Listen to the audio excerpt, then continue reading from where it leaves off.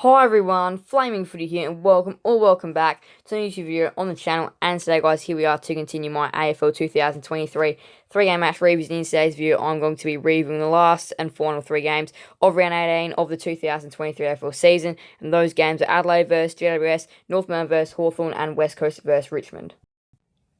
Also, by the way, the channel has a brand new updated profile picture, which this is the profile picture, and it also has a brand new banner as well. But yeah, this is the profile picture.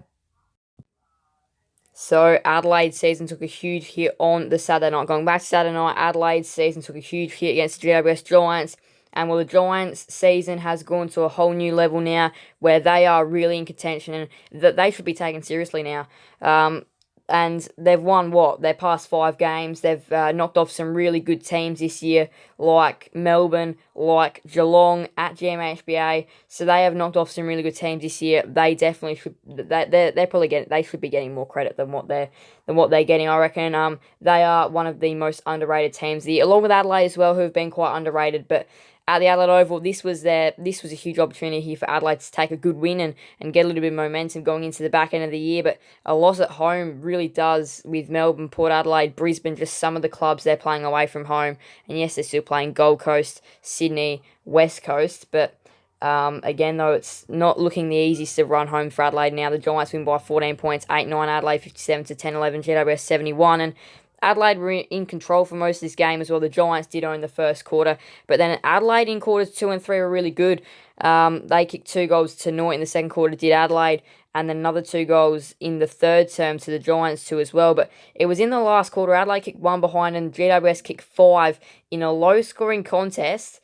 And Adelaide give up all the momentum and almost let them in for an easy win. And, I mean, Adelaide still had their chance in the last quarter, but the Giants were just a better team in the last quarter. 131 fancy for Laird, 123 for Dawson, 109 for Smith, 108 for Kelly, 105 Canelio, 101 Whitfield. Goals behinds now.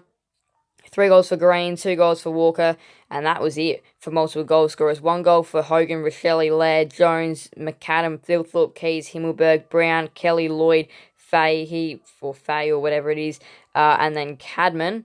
We'll go disposals now. 33 for Laird, 28 for Kelly, 28 for Whitfield, 27 for Dawson and Smith.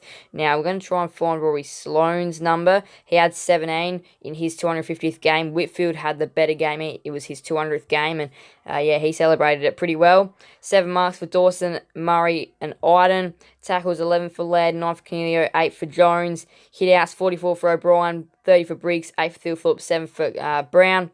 Team stats now, GWS went inside 56 more times than the Crows, plus 6 there.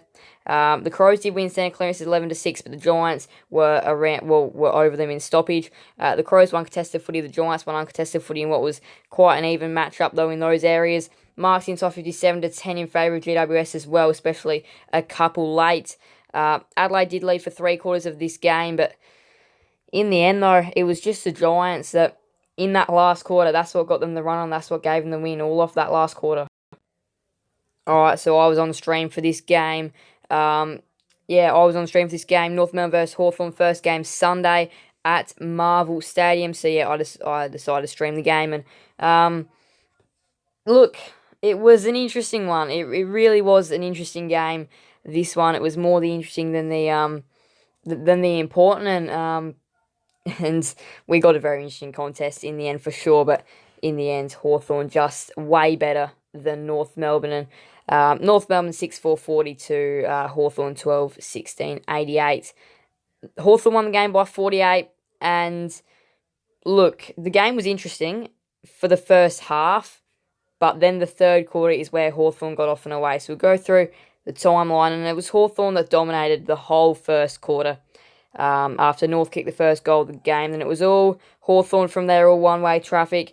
And then in the second quarter, North Melbourne came out. They played like a completely different team. They were the better of the teams in the second quarter again, though. Only kicked the 3 goals. I mean, Hawthorn still kicked 5 more behinds to add to their behind tally, but North were the better team that second quarter.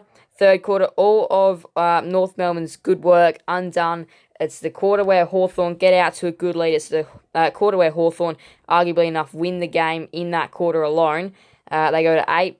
They go to 8 goals at 3/4 time. And yeah, you don't think they're going to be stopped from there. They kicked 4 more to 1 in the last quarter. It ends up being a blowout. Not really the most exciting of games, and player stats are not loading. Let me get this to load.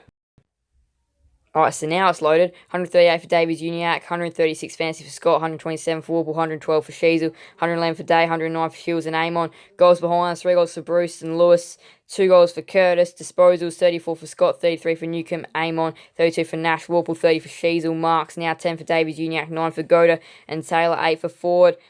Scott and Scrimshaw. Tackles 10 for Shields, 9 for Davies Uniacke, 8 for Tristan Zeri, 25 hit outs for Tristan Zeri, 24 for Reeves, 15 for Meeks, 7 for Coleman Jones.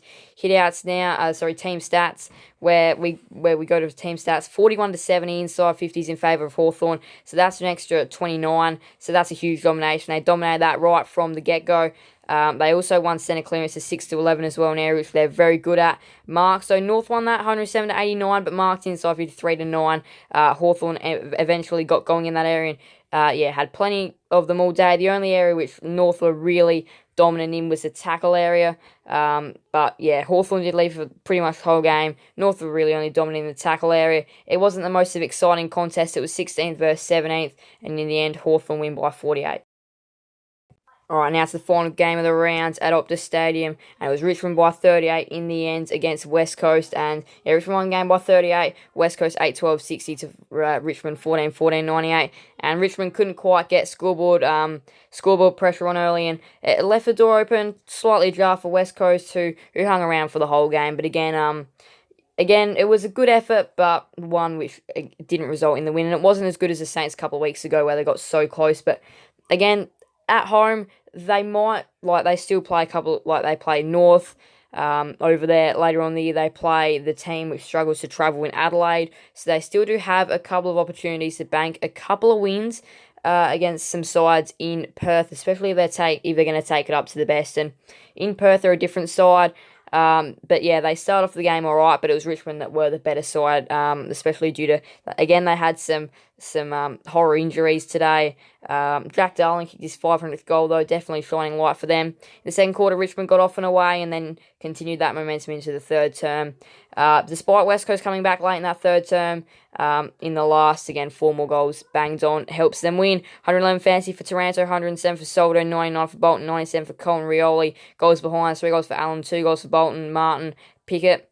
Disposals, 31 for Rioli, 28 for Sheed, 27 for Kelly and Taranto. Marks, 9 for Revo, 8 for Colin Martin. Tackles, 8 for Taranto, 7 for Hopper. Hit-outs, 41 for Soldo, 22 for Williams, 18 for Miller, 3 for the other Williams, which was Jared Williams, and then 1 for Darling.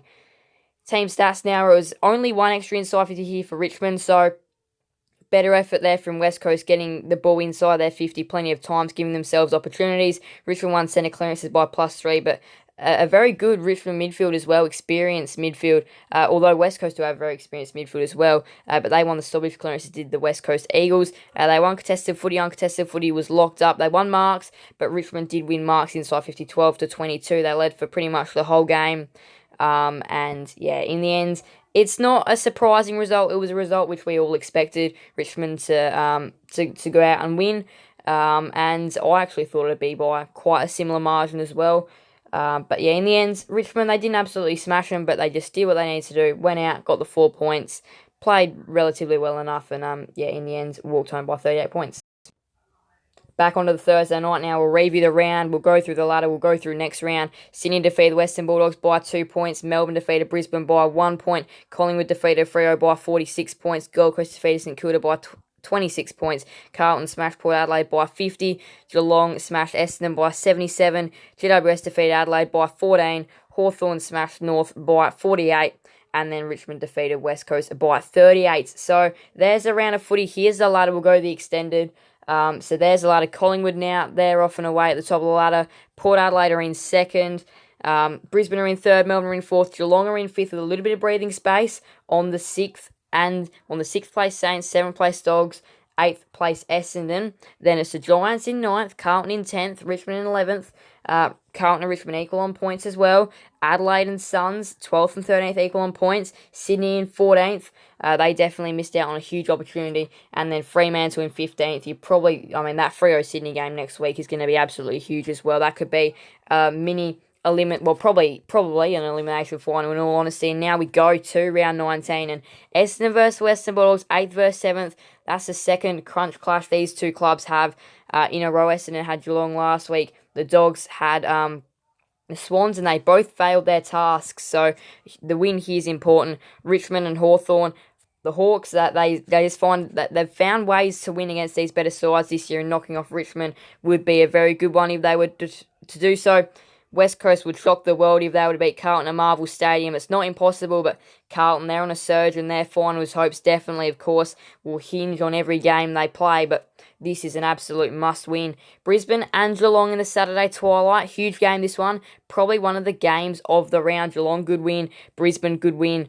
Not good win, unfortunate loss. So Brisbane coming off of a very unfortunate loss, but still a decent game where they could put lots of scores on the board and nearly broke their MCG hoodoo. Geelong coming off of a very good win indeed, so that'll be a big one. Port Adelaide and Collingwood on the Saturday night, second versus first. This is Collingwood's opportunity should they win, which is probably more likely than not.